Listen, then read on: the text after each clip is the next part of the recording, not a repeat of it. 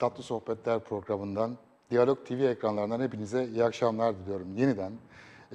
Bu hafta da birbirinden değerli, benim çok sevdiğim ve yaptıkları, ortaya koydukları işten dolayı kendilerini her zaman takdir ettiğim iki değerli dostumla evlerinize konuk olmaya geldik bu haftada. Ve hemen vakit kaybetmeden konuklarıma dönmek istiyorum.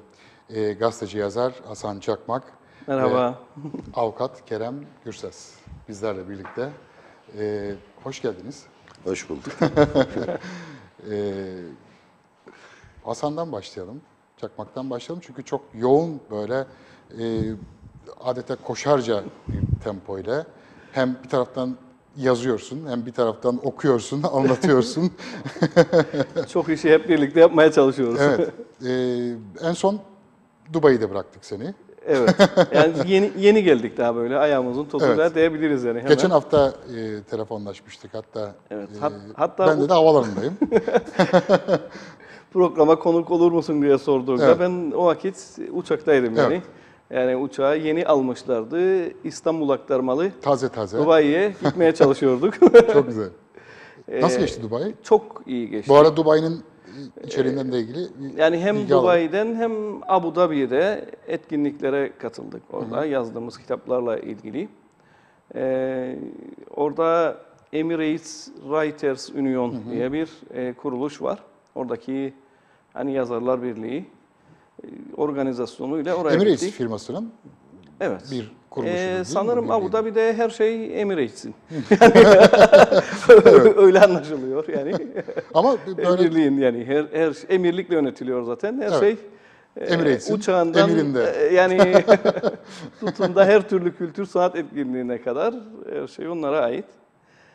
Çok güzel uluslararası bir etkinlik düzenlediler. Bizlere kitaplarımızı imzalama fırsatı verdiler oralarda. Tabii Türkiye Direkler Arası Derneği'nin Türkiye Evet, Direkler ortak. arasıyla Emirates sponsorluğunda Abu Dhabi'de gerçekleşen bir etkinlik oldu. Böyle ortak bir kültürel çalışmaydı. Onların davetlisi olarak gittim. Bağlantım Direkler arasıyla bana 2014 yılında kültür sanat alanında yaptığım çalışmalara bir ödül vermişti. Türkiye Direkler Arası Seyirci Ödülleri. Ondan iyi diyalog kurduk. Yaptıklarımızı inceleme fırsatı buldular. Ödül verme aşamasında beğendiler ve bizi tavsiye ettiler diğer örgütlere, derneklere. Bu diyalog bizi Dubai'ye, Abu Dhabi'ye çok güzel. taşımış oldu. Şimdi unuttuğumu zannetme burada seni. Sabah telefonda konuştuk. Geçen hafta anlaştık programa çıkıyoruz diye. Sabah aradım hatırlatmak için tamam mıyız diye. Tamamız dedi. Sonra unuttu. Ama buradadır. Ama burada. Şimdi seni kırmam bilin ama bugün başladık daha. Bayağı yoğun bir mesai ki çok benim çok üzüldüğüm, çoğu insanın da üzüldüğü eminim. Sağ olsun. Ama en çok takdir ederek izlediğim, annenin çok üzüldüğü bir olayla Evet, ona da selam. karşılaştık. Burada. Evet. Bugün tam anlamıyla başladım işe. 3 hafta önce bir rahatsızlık geçirdim.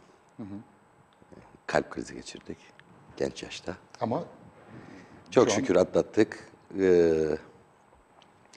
Vallahi vesile oldu buradan da Burhan Nalbantoğlu'nun bütün kardiyoloji bölümüne başta doktorlarımız teşekkür ederim. Doktor Emine Kamiloğlu'na da çok teşekkür ederim. Yani hayata döndük yani. yani hayat ne kadar kolay Evet, şimdi yitirilebiliyor. tabii bizim meslek çok aşırı stres. Yani her mesleğin kendi stresi var ama avukatlık çok farklı. Yoğun da bir avukatsanız çok farklı. Sistem de sizi bu strese iter. Onu aslında soracaktım ben sana. Yani, hani Kıbrıs'ta genel anlamda hukuk sistemini bir özetlersek bu kadar mı stresli, bu kadar mı hani insanın sağlığıyla da oynayacak, sağlığıyla da etkileyecek bir yapıya mı sahip? Çünkü hukuku tamamıyla toplumun diğer bölümlerinden ayrı tutamazsınız. Her şeyin içinde vardır. Yani toplumun psikolojisi, toplumun ekonomisi nasılsa hukukta o şekilde yürür demeyelim de yani psikolojisi o olur. Yani ekonomi iyi olduğunda işte bize genelde şey derler işte. Avukatlar genelde ekonomi kötü olduğunda para kazanır falan. Hiç öyle bir şey yoktur. Ekonomi iyi olduğunda avukatlar yine daha Peki o mutlu bir şekilde şeydir, kazanır yani. Hani boşanmalar artar ya ekonominin. Evet. Belki onunla ilintili bir. Tam o düz bağlantılı değil. Çünkü ekonomi iyi olduğunda da boşanmalar artabilir. Yani insanlar başka şey öğreniyor. O onunla tam paralel gitmez. Ama maalesef yani şeyde daha çok ekonomi kötü olduğunda sanırım daha çok boşanmalar. Ama sadece boşanma değil yani. Suç oranları yükseldi. Borçlarla ilgili birçok dava var. Yani stresli işinizi ciddi yapıyorsunuz, yaparsanız da bu işte yani mutlaka yoğun bir performans içindesiniz. Stresle, dertle uğraşırsınız. Çünkü bir nevi hani evet Dert her satın alıcı. mesleğin bir zorluğu vardır ama yani hukuk birazcık da hani davasını yürüttüğünüzün de psikolojisini Tabii ki, alıyorsunuz. tabii Yani ki. birazcık da hani psikolojik danışmanlık tarzında. Mutlaka o özellikle psikolojiye aile ve dönüyorsunuz. ceza davalarında mutlaka bu böyledir ki yani parasal içeriği fazla olan hukuk davalarında da yani kimin canı ne kadar yandığı parasal açıdan onu ölçemezsiniz. Orada da kısmen dediğiniz stres vardır. Ama özellikle aile ve ceza davalarında yani artık sizinle birlikte olur o dert. Yani farklı bir boyut. Ya hukuk deyince yüzüm ekşidi benim ya. Vallahi yani Ekşi misin? Moral şey bozucu bir şey. yani direkt olarak böyle hani hukuk nasıl gidiyor falan böyle bir hakim Ama yüzü şimdi aldım. tabii çok geniş bir dal hukuk. Yani ben avukatım işte 2099-2000 mezunuyum. Yaklaşık 14 yıldır avukatım, 14-15 yıldır. Şimdi işte bu kalp olayı oldu. İşte Yani kalp krizini bu stresli ortama bağlarsanız tabii ki ya. Şimdi birinci tabii bizim ailemizde de var kalp olayı ama tabii çok büyük bir tetikleyicisi de bu strestir tabii ki. Zaten bizim toplumumuzun içinde belli bir stres var. Bir de bu mesleğimizin getirdiği bir stresle mutlaka tetiklemiştir diye düşünüyorum. Yalnızlığın da bir şey var. Bekar çünkü. Evet tabii ki. Evet oraya. Evet oraya. Hayır insan bir taraftan boşarken bir taraftan evliliği nasıl bir de Ben düşünür? onu Çünkü daha çok bir sürü böyle evlilik hikayeleri de geliyor mutlaka sana. Yani mutlaka. Yani ben boşanma davası yapan, takip eden bir avukatım da. Şimdi birçok arkadaşım onu sorar acaba yani bu kadar sorunu, derdi görünce acaba onun nedeniyle mi olmaz? Hiç öyle bir şey yok yani. Yani onu hiçbir zaman bağdaştırmadım. Yani inanın çok etkisi yani kendi özel hayatıma çok etkisini görmedim o işte. güzel ama yani o iş Evet. yerinde kalsın. O şimdi üzüntülerden veya o çekişmelerden etkilenmiyoruz demek yalan olur. Robot değiliz hiçbirimiz ama yani o ilişkilerde gördüğüm sorunları kendi özel hayatıma yansıtmadım. Veya genellemedim diyelim. Onun için o konuda çok etkilenmedim. Ama stresinden etkileniyorum yani işin o o kesin. zaman sorunları bırakıp daha güzel şeylerden konuşalım. Böyle kültür, sanat falan. Bak yani güzel 15 taraflar dakika bu özeti yaptığım bile sıkıldı adam. Adam biz sabah kalkarak o akşam Seyircilerin güzel şeyleri de duymaya 10 küsur ihtiyacı. senedir. Yani tabii ki. olumsuz, Yani- mutsuz, biraz da mutlu, bol kahkahalı. ama bizim de güzel yanı var. Ben boşayıp da özgürlük diye bağıran bilirim yani. Boşayıp yaşasın özgürlük diye var. Yani onun için Bu işin güzelliği. yani Şimdi bir klip var. Hazırsa bilmiyorum. Birazdan hazır olacakmış. Tabii. Şey de 10 yılda 11 kitap mı var? Evet, aslında şu anda 12 9 Türkçe. ayda 9 ayda bir kitap falan tekamül eder bir durum var. Yani şu anda işte toplamda 12 tane Türkçe kitabımız oldu piyasada. Türkçe haricinde Rumca, İngilizce ve Almanca da kitaplarım bulunuyor. maşallah abi. Yani Vallahi bravo. şöyle bir hazır yanımızda bir hukukçu da varken şöyle bir konuya da böyle gülümseyerek değinelim. Türkçe yazdığımız kitaplardan telif hakkı alamıyoruz. Çok olduğuna aldanma kitapların. Maddi boyutuna bakarsan ya Türkçelerden çok ciddi sıkıntılar var yani ülkemizle paralel olarak yani kültür sanat adına. Dünyadaki kitaplarımızdan gayet saygı gösteriyorlar, ciddiye alıyorlar yaptığımız işleri. Ben sevinerek de izliyorum bu son yaklaşık 2 yıldır yoğun bir şekilde özel eğitim ortopedik özürlüler, işte görme engellilerle ilgili bir sürü firma, bir sürü özel sektörden bir sürü nezih insanlar farkındalık yaratmak adına bir sürü organizasyonlara imza atıyorlar. VTR hazırmış, yönetmenim beni ikaz Tabii etti şimdi. üzerine konuşabiliriz. Hemen onu izleyelim çünkü benim de çok takdirle karşıladığım çok güzel gelişmeler de oluyor. Özellikle de sanatçılarımızdan bu duyarlılığın gelmesi, farkındalığın daha da Artmasına sebep yoğun oluyor. olmasına sebep oluyor. Hemen izleyelim VTR'lerimizi, üzerine konuşalım.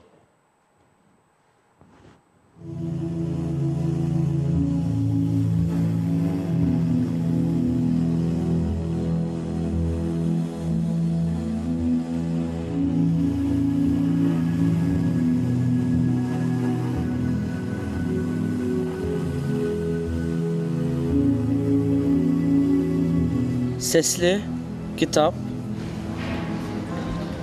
benim gözümden Hasan Çakmak.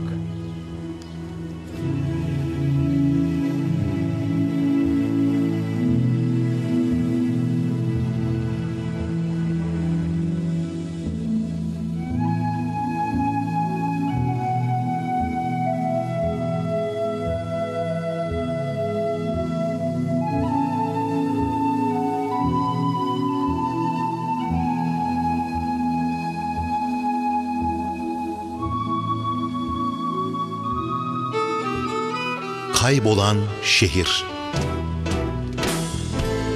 Lefkoşa'dayım. Mandabulya'dan başlayarak şöyle bir dolaştım şehri.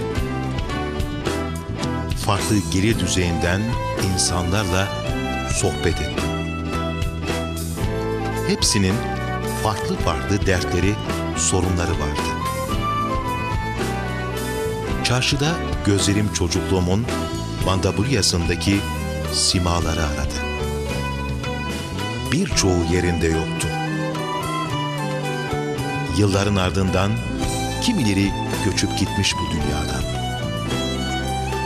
Kimileri ise yaşını başını almış, çarşıdaki işini oğluna, torununa bırakmıştı.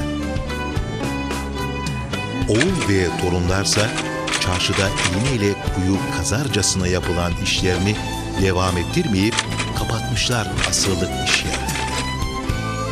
Yaşanan bu gelişmeyle birçok zanaat da tarih olmuş bu şehirde.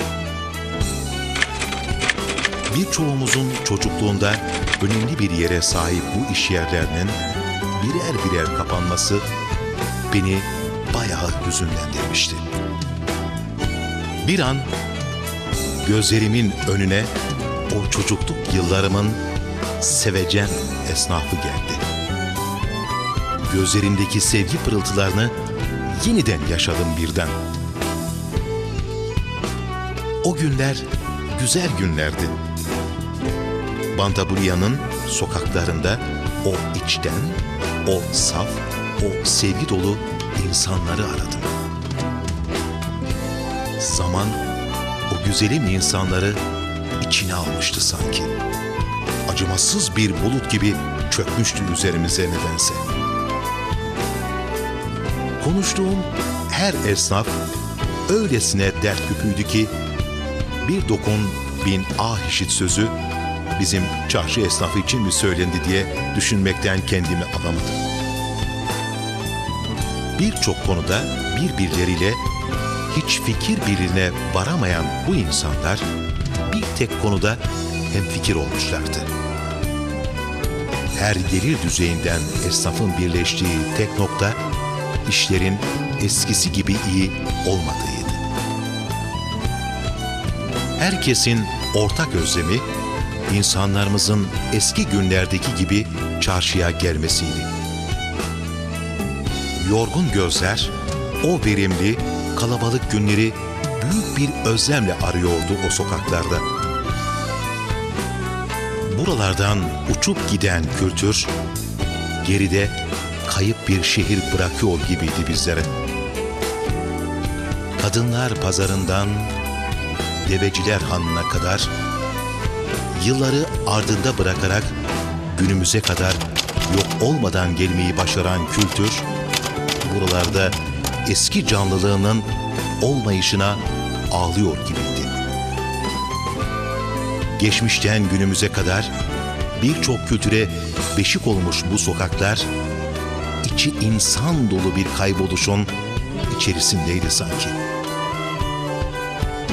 Bir zamanlar çarşısında tatlı bir koşuşturmanın yaşandığı o tarihi şehrin sokaklarında artık gelecekten umutsuz insanlar dolaşıyor. Bir köşeye çekilip bünyesinde birçok tarihi barındıran şehrin sesini dinledi. Ve şehrin derinliğinden gelen ses bu kayboluşa dur dememiz gerektiğini fısıldıyordu kulağıma. Sizce yıllar öncesinden gelen o sese kulak vermemizin zamanı gelmedi mi? 12 Mart 2001 saat 21:50 Pazartesi Lefkoşa.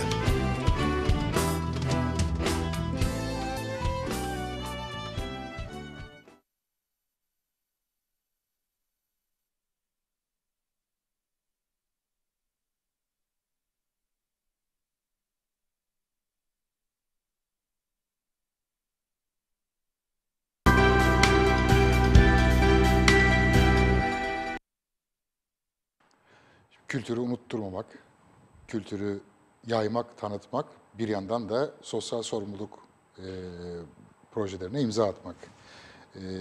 Bu müthiş bir paralellik ve hani BTR'de izledik. Çok güzel bir şey. Ben tebrik ediyorum. Bu arada 6 programdır. Herhalde 6 programın en az 4 programında, 5 programda Cemal Yıldırım'a buradan teşekkürlerimi ilettim. Tebriklerimi ilettim. Bir kez daha böyle güzel bir BTR'ye imza attığı için ona da çok teşekkür ediyorum. Tabii ki şimdi bu sesli kitabımızda birçok kişinin emeği var. Ben en büyük teşekkürü görme yetisini yitirmiş arkadaşımız Bünyamin'e yapmak istedim. Doğuştan buradan. görme Evet. engeli değil mi? Ve Bünyamin arkadaşımız hiç de küçümsenmeyecek bir performans sergiledi. Diğer oyuncular Bünyamin haricinde profesyonel tiyatrocu sanatçılardır. Yani onların işi oyunculuk ama Bünyamin hiç görmediği bir kameraya çok güzel bir şekilde bir oyunculuk sergiledi. Çekimleri diğerlerine göre biraz daha uzun sürdü. Ama onun suçu değildi aslında. Biz görenlerin görmediklerimizden kaynaklanıyordu bu. Yani gözlerimiz açık ama bazı ayrıntıları göremiyoruz.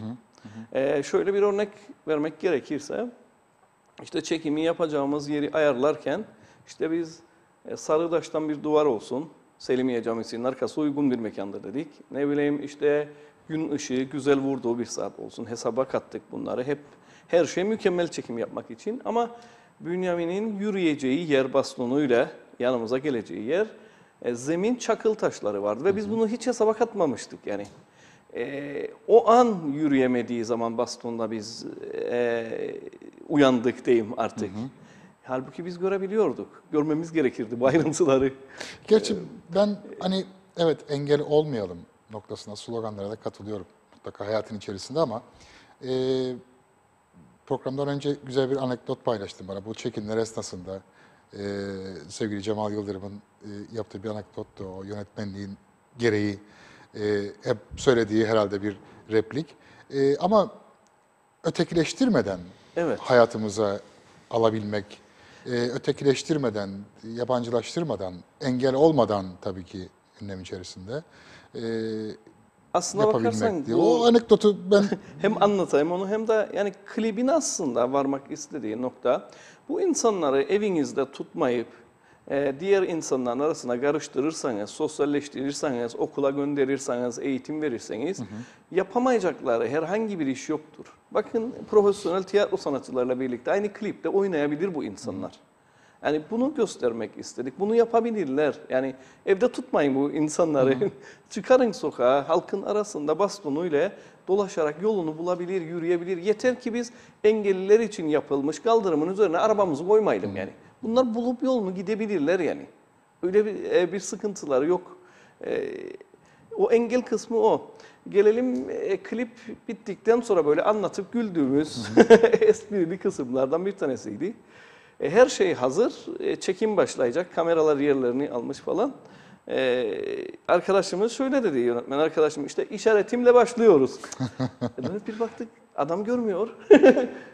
İşareti nasıl görecek de başlayalım? Yani bunun gibi böyle... Ama burada böyle hani çok iyi niyetli samimi, bir güzel bir kesinlikle samimi iyi niyet şey ama vardır işte mutlaka. orada biz de öğrendik bazı şeyleri. Yani topluma göstermeye çalıştık farkındalık yaratılması için ama yaparken bu klibi biz de çok şey öğrendik, çok tecrübe edindik. Ben kitabı hazırlarken de çok büyük tecrübeler edindim. Yani 12 kitabım var Türkçe yalnızca. Bu kitapları yazarken hiç terlemedim ben. Yazabilmek benim için zor bir iş değil. Fakat bu görme engelliler için hazırladığımız kitapta çok terledim ben yazarken. Böyle en zorlandığım kitap diyebilirim. Bunun sebebi hiç denizi görmeyen birisine siz denizi anlatacaksınız yazılarınızla. Hatta bunu abartıp deniz mavisinden bahsedeceksiniz. Hiç denizi görmemiş deniz mavisi. Hatta bir yazarsanız edebiyat da yapmanız gerekir. Diyeceksiniz benim sevgilimin gözleri deniz mavisi gibidir. Ama adam denizi görmediği, deniz mavisini bilmez. Bunu anlatmak yalnızca yazıyla çok terletici bir süreçti. Yani en zorlandığım kitap diyebilirim yani yazmış olduğum bütün kitapların içerisinde bu sesli kitap için. Ama sonunda mutluyum çünkü bir hedefe, bir amaca ulaştı. Yani bugün çıkardığınız kitabın takdir edilmesi, bir işe yaradığını görmek mutlu ediyor insanı. Kitabımızın 5 tane ödülü var, 3 tanesi uluslararası ödül. Ödüllere geleceğim. Yani bu çünkü şeydi, benim ülkemde de kitap yazarak ödül kazanabiliyoruz Evet. diye bir şeyi var senin. Böyle bir yazım var, onunla ilintili geleceğim ama önce birazcık da böyle hukuksal kısmına geçelim olayın. işin.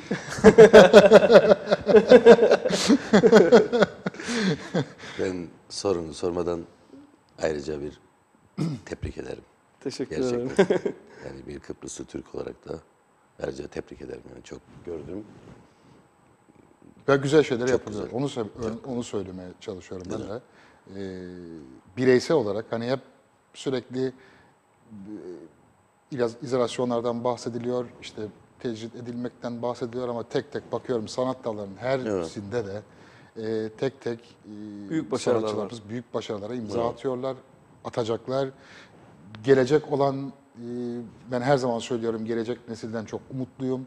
Bizleri kat kat daha fazla geçerek çok daha güzel yerlere getirecekler. Ve uluslararası anlamda da başarılar kazanılıyor. O Artık yönde, yani evet. yalnızca lokal değil, Kesinlikle. dünyada da. Ve artık sadece burada değil, hani sadece Kuzey Kıbrıs Türk Cumhuriyeti'ne sığmıyor artık. Yani dünyaya açılma işte o noktada hani ödüllere geleceğim Hani dediğim için. insanlar Hani sığmıyor çünkü. Şey der ya buraya. insanlar işte dünya bizi tanımıyor derdi eskiden liderlerimiz. Dünya bizi dinlemiyor Dünyada falan. olalım, zaten biz dünyalıyız. Ama sıkıntı yani ürettiklerinizle dünyalı olabilirsiniz. Yani konuşmayla değil yani. Evet. Bir veri koymanız lazım ortaya dünyaya gitmek için. Kesinlikle. Bu noktada hukuk sisteminde dünyalı mıyız? Onu, çünkü evet hukuk sistemi de çok önemli ama yani işte bahsettiğimiz engelli vatandaşların da yaşam hakları gibi insan hakları noktasında evet eminim hukuk sistemimizin gayet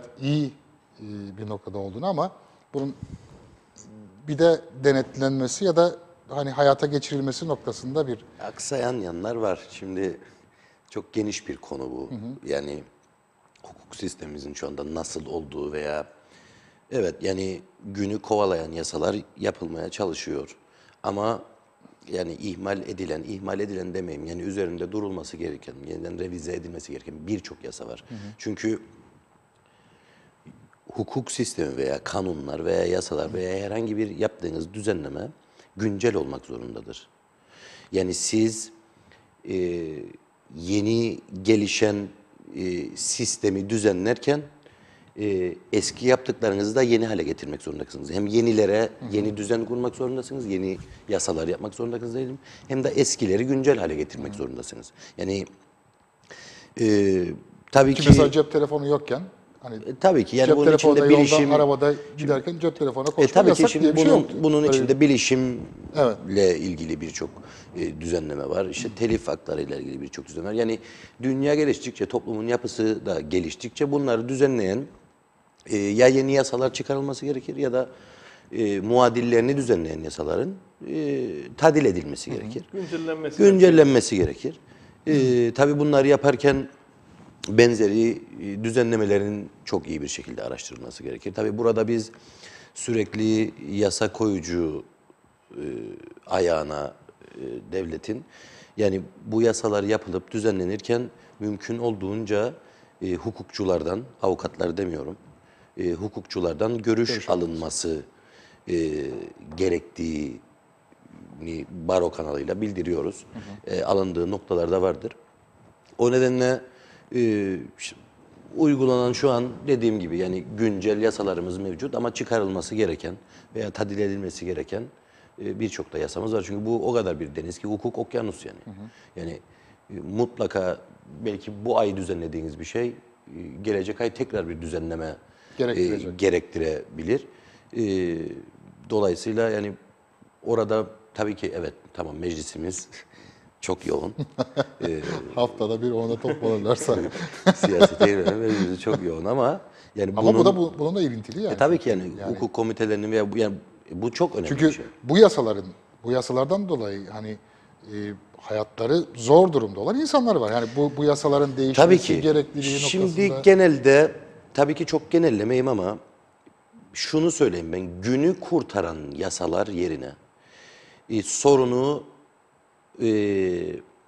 tam analiz edip köklü bir ya yeni yasa ya bir yasa değişikliği yapılırsa tabii bütün konular için bu söylediğimde çok daha yük kalkacaktır üstlerinden diye düşünüyorum. Uzmanlaşma var mı bizim bu sistemde? Yani mesela ticaret hukuku, işte ceza hukuku, aile hukuku var değil mi? Şimdi tabii ki aile hukuku, ceza hukuku var, onda bir sorun yok. Ama şimdi avukatlar olarak şu anda biz branşlaşamıyoruz. Yani çok ender meslektaşımız sadece bir branşa yönelmiş durumdadır. Çok ender. Çünkü yani avukatlık biraz popülasyonla çok alakalı bir şeydir. Bugün İstanbul'da yapılan bir avukatlıkla Lefkoşa'da yapılan, Kıbrıs'ta yapılan avukatlık arasında dağlar kadar fark vardır. Yani siz bugün Kıbrıs'ta ben sadece ceza davalarına bakıyorum veya sadece aile davalarına bakıyorum diyemezsiniz. Bizde biraz daha farklı işler. Dolayısıyla biz bunu yurt dışında söylediğimizde de çok şaşırdılar. Yani nedir branşınız? Demin Hasan'la görüşen branşın nedir? Hepsi. Hepsi. Yani hepsini yap. Hepsini yapmak aslında bu yani bu çok yani imkansız zor bir şeydir. Yani bugün siz yurt dışına gittiğinizde ceza avukatı vardır. Ceza avukatına aile hukukundan bir soru sorun. Adam der ki hani git aile avukatına sor. Yani aile Yani hukukçusu. uzmanlaşma var. Yani vardır. Yani branşlaşma Avrupa yani yurt dışında mutlaka vardır.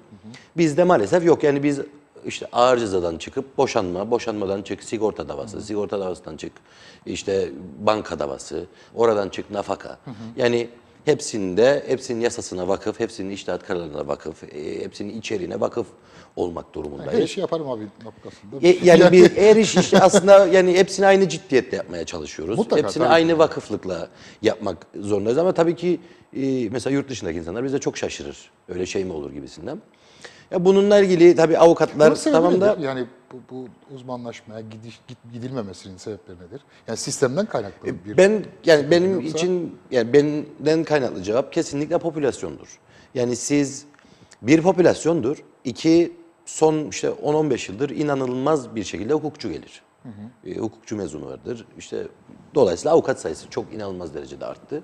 Şimdi zaten neredeyse her eve bir avukat düşecek şekildeyken siz bir de dönüp branşlaşıp bunu yapamazsınız. Bir de tabii ki Kıbrıs'ta birçok insan birbirini tanır.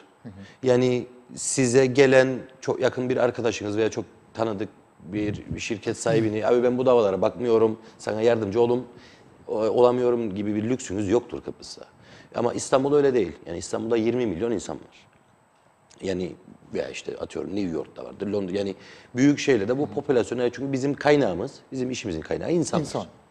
Anladınız mı? Dolayısıyla yani onu kesemezsiniz. Kıbrıs'ta hiç kesemezsiniz çünkü birebir ilişkiler çok yakındır Kıbrıs'ta. çok farklıdır. Dolayısıyla Bana bu göre da- birinci sebebi budur. Bunun Çok büyük sebebi yani. şimdi bize göre mesela yargıçlarımız açısından branşlaşma olsa ben daha hızlı yani düşünün ki bir yargıcın işte 30'lu yaşlarında yargıç olduğunu düşünün.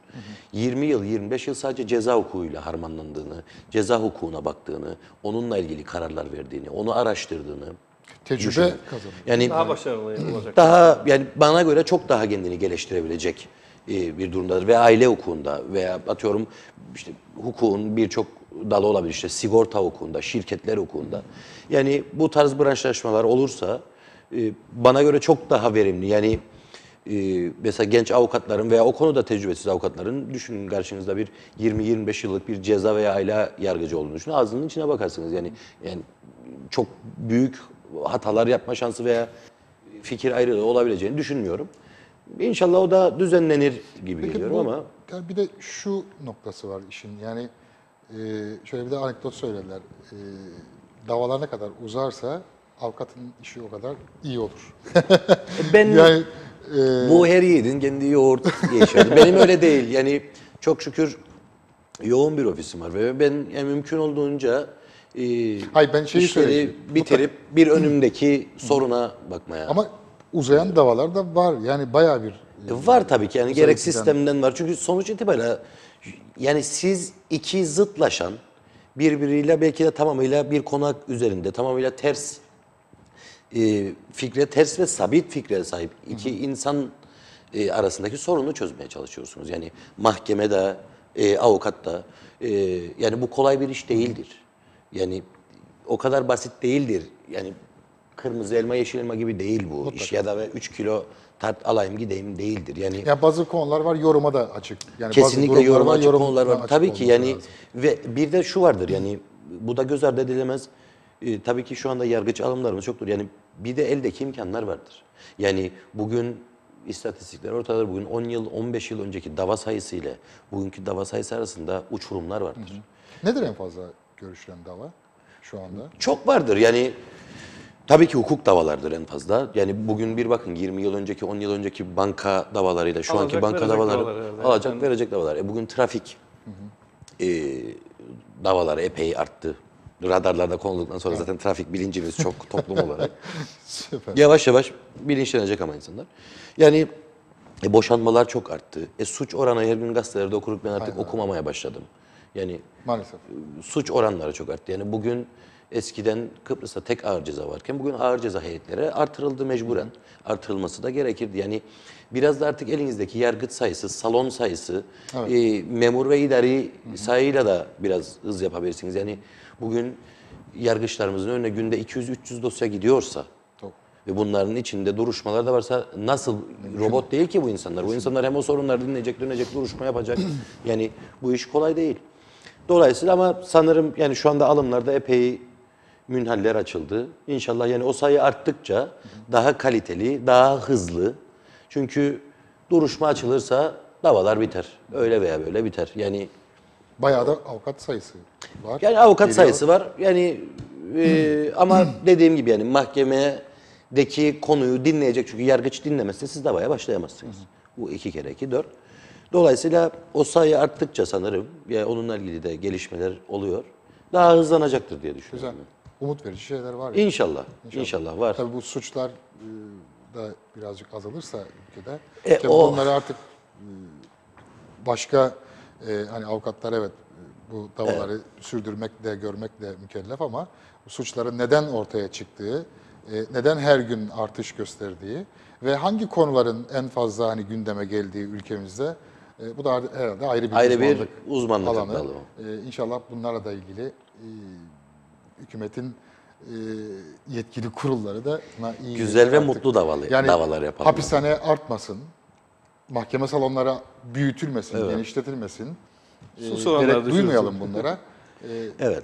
Cezalar azalsın. Yani güzel temenniler ama yani durum buyken yani mevcut durum buyken hızlı yargılama, hızlı adalet, hızlı sonuç istiyorsak yapılması gereken şeyler de yapılsın diyorum ben. Yani başka söyleyecek bir şey yok. Tabii ki çok ağır ceza da olmasın. Ama Ceza mahkemesi de olmasın. yaşıyorsak Aile bunlar mahkemesi. da yaşamın İnsanın bir olduğu parçası her yerde, mutlaka. insan olduğu her yerde bunlar Bunlar da vardır. var. Tabii ki popülasyona baktığımızda bizim biraz yüksek olabilir durumumuz ama insan olduğu yerde her vardır. Yani Hasan'ım bak sen hep kitaplar yazdılar, biz de hep dertler, kederler akıyorsun. Havalar. Çare bizdedir ama yani çaresi suç oranının Kitap okuyor düşmesinin musun bu arada? kültür düzeyinin artmasıdır Değil. diye düşünüyorum ben yani.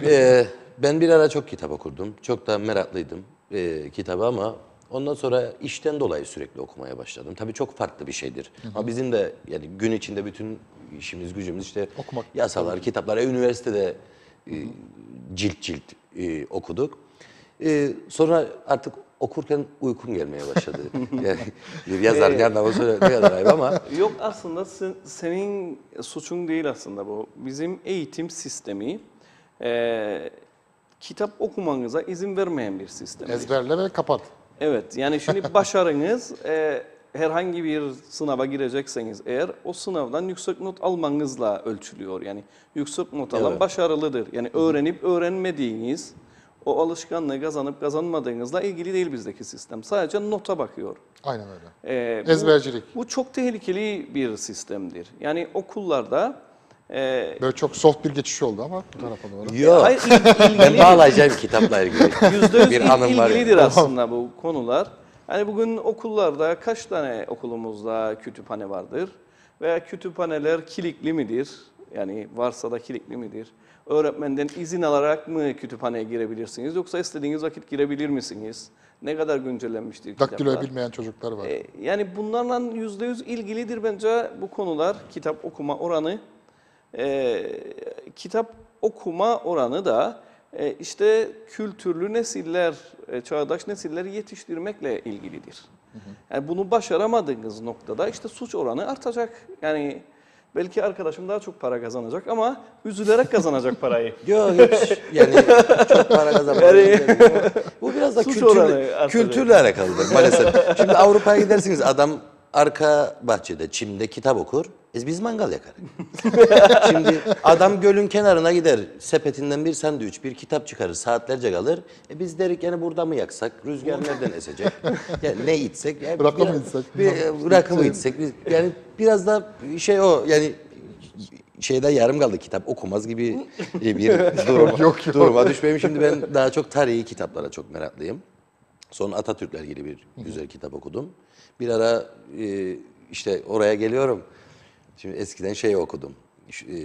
Ferrarisini satan Bilge'yi okudum Ömer Şarma'dan. Şimdi orada da bir avukatı konu alır. Yani Bilge, Ferrarisini satan Bilge bir avukattır. Ünlü bir ceza avukatıdır ve kalp krizi geçirir. Bu avukat duruşmada ve ondan sonra kendini daha ruhani bir dünyaya verir.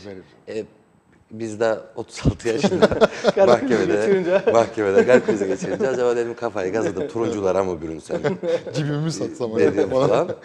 Cibini satan Kerem diye. Öyle yani ama gün içinde bütün gün yazılarla işte bir kitap diyoruz tabii farklı bir şey de işte yasalarla sürekli okumak zorunda olduğumuz için artık daha farklı bir aktivite dinlendirmeye başlıyor benim Kesinlikle. beynimi. Tabii kültürle de alakalı bir. Kesinlikle bizim kültürümüzde Motivasyon, çok farklı bir şey. dediğinde çok doğrudur. Eğitim sistemimiz de buna çok uygun değildir. müsaittir.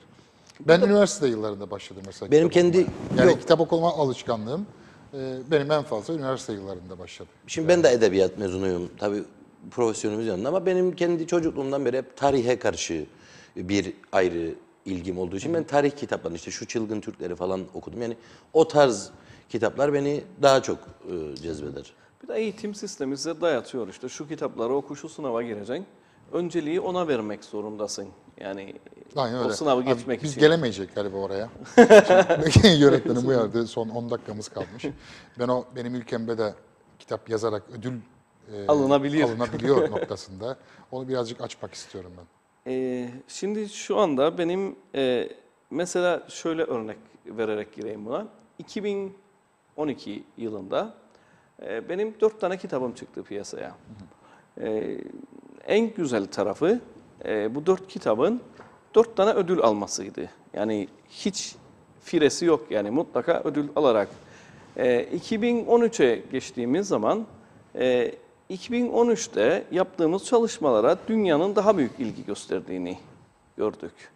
Yani 4 kitaba 4 ödül geldiği zaman mutlu oluyor insan ama dünyadan ödül kazandığınız zaman iş başka oluyor. İşte Avrupa Gazeteciler Derneği'nin verdiği ödüller gündemimize geldi. Ne bileyim işte İngiltere'de en üretken yazar ödülünü aldık. Sonrasında Brüksel'de, Belçika'nın başkentinde düzenlenen bir organizasyonda bize özel bir ödül verdiler. Bunun gibi işte hepsini saymak istemiyorum çünkü unutacağım biri küsmesin, gücenmesin endişem var. Abi kaç kişi yazdınız kitabı? Aldık, verdiler falan dedin de yani Şimdi her kitap aslında bir ekiptir. Yani detaylı. yazar görünen tarafıdır kitabın. Özellikle biraz işi Ödül alan ilerleyince daha kitapların bir tanesi de bu profesyonel. değil mi? Evet. Bu kitabımız Kıbrıs'ta kitap okunmaz tezine aslında Üçüncü böyle baskısı. Aykırı bir çıkış yapan bir kitap. Şu ana kadar 3. baskıyı yaptı. Yasal olarak 3. baskıyı yaptı. Peki daha gayri yasal olarak kaçıncı baskı yaptığını bilmiyoruz. Çünkü O ayrı mesele. düşünün üniversitelerimizde fotokopi çekiliyor kitaplar. Yani öğrenciler fotokopi kullanıyor. Dolayısıyla kaç tane satıldığını hesaplayamıyorsunuz. Ne bileyim işte Bandabulye'de domates yer satılan yerde kitaplarınızı kopyalayıp satıyorlar orada. Bunu denetleyen bir mekanizmamız yoktur. Dolayısıyla kitap belki de 4., 5., 6. baskısındadır şu anda bilmiyoruz. Her baskının 1000 adet yapıldığını düşünürsek ciddi bir kesimin da kitap okuduğu sonucuna çıkıyor buradan aslında. Ve dünyanın Bu da dikkatini... sevindirici bir şey tabii ki. Yani. Çok sevindirici gerçekten. Eğer yani denetleseler gerçekten bu işleri ve kopyanın, korsanın, fotokopinin önüne geçebilsek, ben kitap okuma oranının daha da yüksek olacağına, sağlıklı veri elimizde olabileceğine Tabii ki, inanıyorum. Mesela sadece benim 12 kitabımdan 4 tanesi sosyal sorumluluk projeleriyle ilgili. Benim Gözümden isimli görme engellilerin kitap okumasına olanak sağlayan kitabım. Braille alfabesiyle yazıldı kitap. Yani kabartmalı harfler dersek daha iyi anlaşılır herhalde toplum arasında. Bu kitaba 3 tanesi en iyi sosyal sorumluluk projesi ödülü olmak üzere 5 tane ödül verildi. Süper. Bunlar dünyadan ödüller de var içerisinde. Buradan da 3 tane de Kıbrıs'tan ödül aldı kitabımız. Bunlar tabii bizi motive eden ayrıntılar. Yani hani bir gün ben bir televizyon programında söylemiştim de haber yaptılar bunu. Dedim yani bu ülkede kitap yazarak da renkli sayfalarda yer bulabilirsiniz gazetelerde yani magazin sayfasında haberim yayınlanmıştı Avrupa Gazeteciler Derneği ödül verdiği zaman. Bu da bir şeydir yani bize yani işte yazarlık para getirir mi ya yazarlık yani işte ilgi var mı falan noktasında. Onu soracağım yani merak ederim. Bu kadar şeye taşıdık yani biz. Yani bu ödüller kısmına şöyle bir somut veriyle da cevap vermek isterim. Hani son 2 yılda 20 tane ülkede imza günü yaptım ben. Hani gelen davetler doğrultusunda birçok ödül de aldık. Ödülün yanında kitaplarımızı gidip dünyada imzaladık. Yani hedefe ulaştı yaptığımız. Tabii sadece kitap tanıtmak da değil. Bunun yanında ülkemizi de. ülkeyi de tanıtmak. Çünkü Evet. eminim bir sürü de Kıbrıs'la ilgili şu anki yapıyla ilgili de sorular da geliyordur. Şu an itibariyle tabii arkadaşımın dediği gibi siyasete, politikaya girmek zorunda kalıyoruz bazen konuşurken. Yani mesela devletimizin lobi çalışması gerçekten yok. Yani gelen davetlerin birkaçını ben Dışişleri Bakanlığı'na, Turizm Tanıtma Dairesi'ne falan onlara da yazılar gönderdim. İşte bize kaynak yaratın, gittiğimiz yerlerde mesela ülkemizi tanıtan filmler daha gösterelim. Ne bileyim orada bir kokteyl verip bir lobi çalışması yapacak ortamlar da var. Bu insanlar bizi davet ediyor ve değer veriyor dünyada. Bütçede para yoktur falan birinci mazarettir zaten yani her zaman için. Bir de Lefkara işi verirler size götürün bunu. İşte Yok hiçbir şey daha bana vermedi de şu ana kadar ama mesela en fazla kültür dairesi işte uçak biletinizi kesebiliyor yani. Ha iyi güzel bir şey. Ama yani uçak biletinizi kesmesi günün sonunda çok da bir yere vardırmıyor siz. Yani siz gittiğiniz zaman ne yapacaksınızdır önemli olan orada. Bir işe yaraması gerekir. Bugün politika açısından siyaset yaparak dünya sizi dinlemiyor olabilir. Ama sizin kitabınız hiçbir engel tanımaz. Çünkü benim yabancı dilde de kitaplarım vardır. Ve KKTC'nin giremediği her yere benim kitabım girebilir. İnsanlar alıp okuyor bu kitabı. Düzenlediğimiz bütün etkinliklere dünyada insanlar ilgi gösteriyor, gelip bizi dinliyor orada. Sana soruyorlar Kıbrıs meselesiyle ilgili soru ve sen de anlatıyorsun. Eğer eline devlet daha fazla materyal verirse, daha fazla olanak İmkan sağlarsa, verir, imkan tanırsa, kültür sanat dünyadaki en önemli lobi çalışmasıdır Aynen ve öyle. hiçbir ambargosu yoktur, hiçbir engeli yoktur. Bunun en yani. bariz örneği Bob Marley. Yani herkes dünyanın her yerinde Bob Marley'in kim olduğunu, Biliyor. Neyin Felsefesini savaşçısı biliyor. olduğunu, neyin hangi felsefede olduğunu herkes biliyor yani. Ama bunu işte Turizm Bakanlığı bugün yaptığı milyonlarca dolar ya da milyonlarca sterlin para akıtıp fuarlara gidiyorsunuz.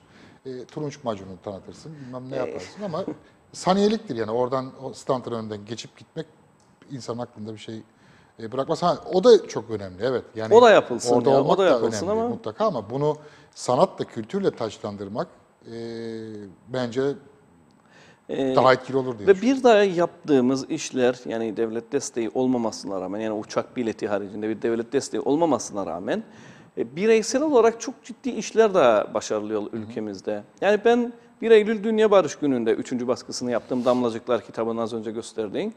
Bu kitabın Eylül'de çıkmasına rağmen Eylül ayında İstanbul'da, Ekim ayında Ankara'da, Kasım ayında Urfa'da, Güneydoğu'da Türkiye'nin, Aralık ayında Dubai ve Abu Dhabi'de tanıtımını yaptık. Kitabın imza gününü yaptık. Mesela Urfa'dan ödülle döndük.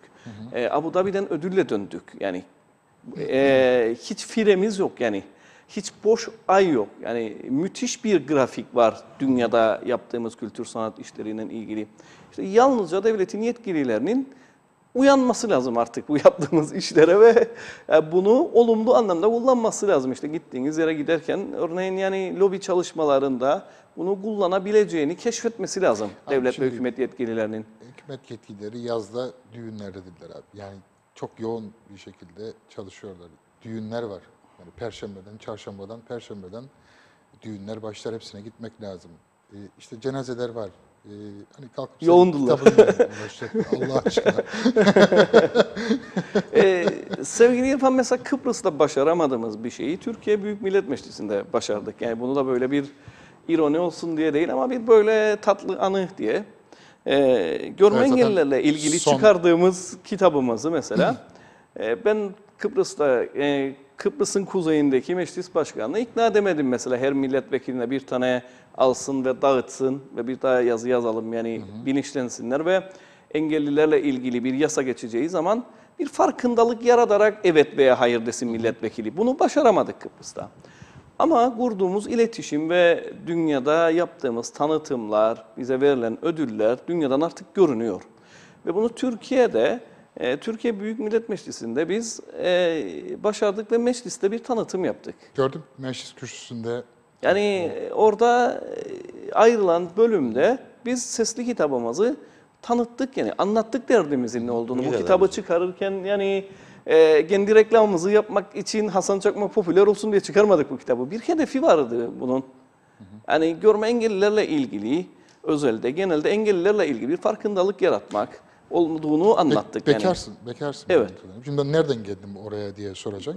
Abi kaç tane oy potansiyelin var ki senin? Yani seni oraya çıkardım hani çok basite indirgedim. Evet ama böyledir yani algı bu şekildedir. Programın sonuna geldik.